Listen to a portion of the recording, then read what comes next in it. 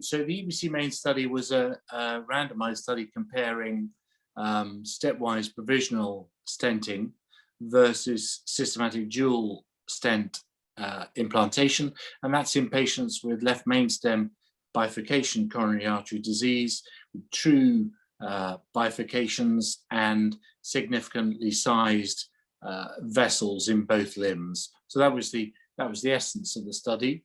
It was conducted in 30 different centers in 11 different European countries, and it took about 3 or 4 years to recruit, so it was quite a long period of recruitment getting these patients. The primary endpoint was a 1-year analysis of a composite of death, MI, and target lesion revascularization. And so we looked at that as the primary outcome at 1 year. And what we found with the study was that in the provisional strategy, where patients had a single stent followed by proximal optimization, and then kissing balloon inflations, and then, if necessary, another stent, the primary endpoint was met in 14.7% of patients. Whereas in the systematic group, who all had 2 stents, the primary endpoint was met in 17.7% at 1 year. Now, that's numerically different, but it didn't meet any statistically significant difference. The only component of that which looked as though there might be a significant difference, perhaps, was that for target lesion revascularization, the repeat event rate was 6% in the provisional group and 9% in the systematic group. So that was closer to statistical significance.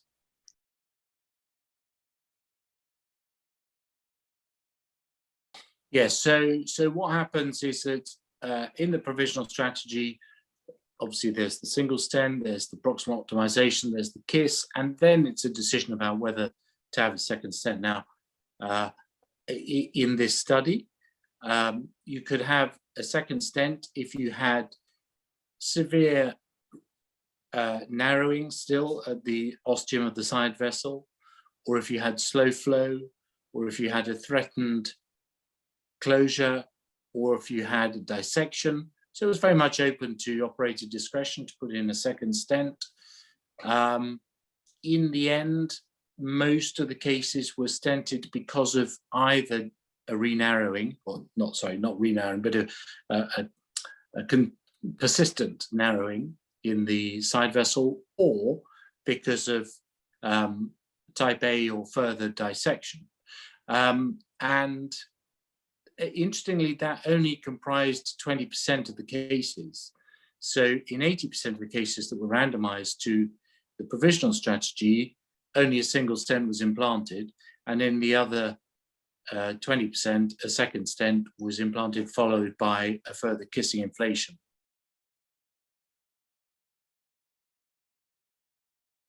That's a good question. I mean, I think it depends very much on the anatomy. What we've seen, if we compare the broadly neutral result in this study with previous studies that have shown a better outcome with dkcrush, anatomically, these have been different patients. So, for example, in the dkcrush, the syntax score was higher in those studies than in the EBC main.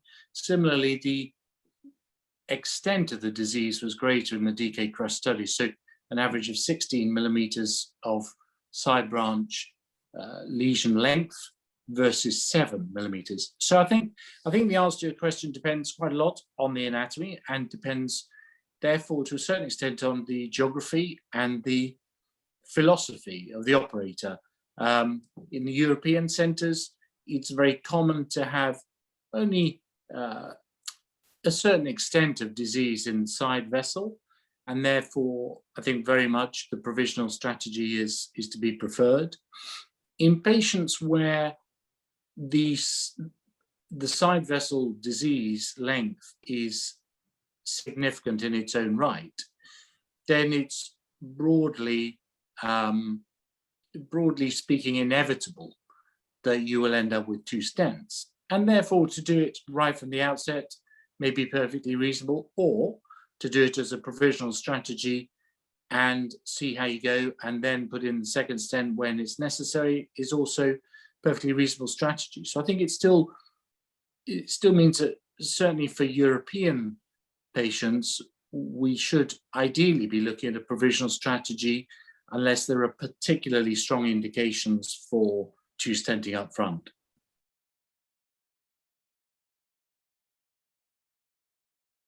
Yeah, that's an interesting question. I mean, I think there's quite a lot, of course, within the study to look at now. I think we'll look at the influence of intravascular ultrasound on the outcomes. I think we will look at the disease complexity, if you like, perhaps looking at the definition criteria for complexity of bifurcations. We may go back and analyze the study in that manner now. We may be in a position to do meta-analyses with other studies. So I think we haven't decided yet, but there will be a number of options. And obviously, as is usually the case, the minute you do a study and see what appears to be one answer to one question, it opens up a whole new bunch of questions that can be studied afresh. So I think it's work yet to be done.